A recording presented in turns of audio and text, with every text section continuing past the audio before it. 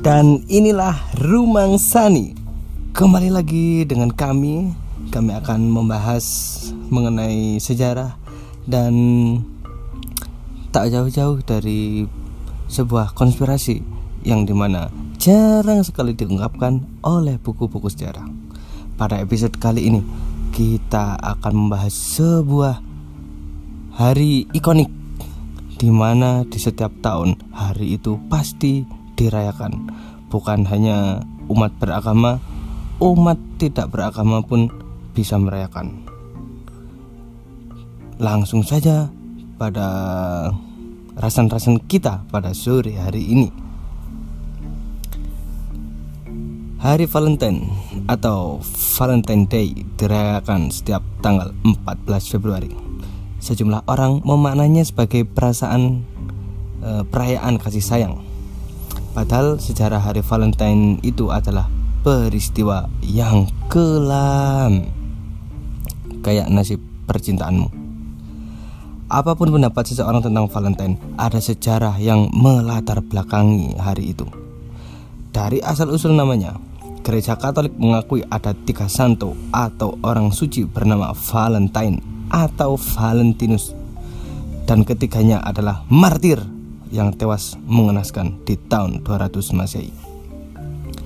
Salah satu kisah menyebut Alkisah Kaisar Romawi Claudius II melarang para tentara muda menikah agar mereka tak melempem di medan tempur. Namun Uskup Valentine melanggar perintah itu dan menikahkan salah satu pasangan secara diam-diam. Ia dieksekusi mati saat sang penguasa mengetahui pernikahan rahasia itu. Saat ia dipenjara, legenda menyebut bahwa pria asal Genoa itu lantas jatuh cinta dengan putri orang yang memenjarakannya. Sebelum dieksekusi secara sadis, ia membuat surat cinta pada sang kekasih yang ditutup dengan kata "dari Valentine-mu". Valentine yang lain adalah seorang pemuka agama di Kekaisaran Romawi pada masa pemerintahan Claudius II. Saat di penjara, ia mengembalikan penglihatan gadis yang buta yang kemudian jatuh cinta padanya. Valentine yang itu dieksekusi penggal pada 14 Februari. Yang ketiga adalah uskup yang saleh dari Terni, yang juga disiksa dan dieksekusi selama pemerintahan Claudius II, juga tanggal 14 Februari di tahun yang berbeda. Lepas dari legenda, keterkaitan Santo Valentine dan cinta baru muncul lama kemudian.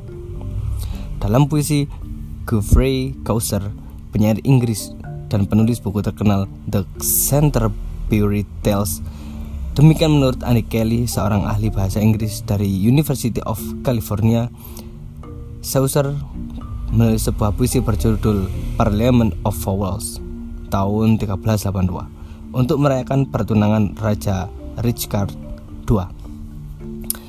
Dalam puisi itu, hari Valentine dirayakan pada 3 Mei, bukan 14 Februari. Itu adalah hari di mana semua burung memilih pasangannya dalam setahun, kata Kelly. Tak lama setelahnya, dalam satu generasi, orang-orang mengambil ide untuk merayakan Valentine sebagai hari kasih sayang. Valentine yang menjadi referensi Chaucer mungkin adalah Santo Valentine dari Genoa yang meninggal pada 3 Mei. Tetapi orang-orang pada saat itu tidak begitu akrab dengan sosok itu. Mereka lebih akrab dengan kisah Valentine dari Roma dan Terni yang dieksekusi pada 14 Februari. Kisah hari Valentine juga bisa ditelusuri dari era Romawi kuno terkait kepercayaan paganisme. Tiap tanggal 13 sampai 15 Februari, warga Romawi kuno merayakan Lupercalia. Upacara dimulai dengan pengorbanan 2 ekor kambing jantan dan seekor anjing. Kemudian pria setengah telanjang berlarian di jalanan mencambuk para gadis muda dengan tali yang terbuat dari kulit kambing yang baru dikorbankan. Walaupun mungkin terdengar seperti semacam ritual sesat sadomasokis, itu dilakukan orang-orang Romawi sampai tahun 496 Masehi. Puncak Lupercalia pada 15 Februari di kaki Bukit Palatin, di samping gua yang diyakini menjadi tempat serigala betina menyusui Romulus dan Remus. Pada tahun 496, Paus Gelasius I melarang Lupercalia dan menyatakan 14 Februari sebagai hari Santo Valentine. Valentine bukan budaya kita. Budaya kita adalah memberikan harapan kepada orang lain lalu menggantungnya karena ada orang lain yang memberi harapan ke kita. Kita boleh saja tidak ikut merayakan Valentine, tapi kita wajib memberikan apa yang kita punya kepada orang yang membutuhkan.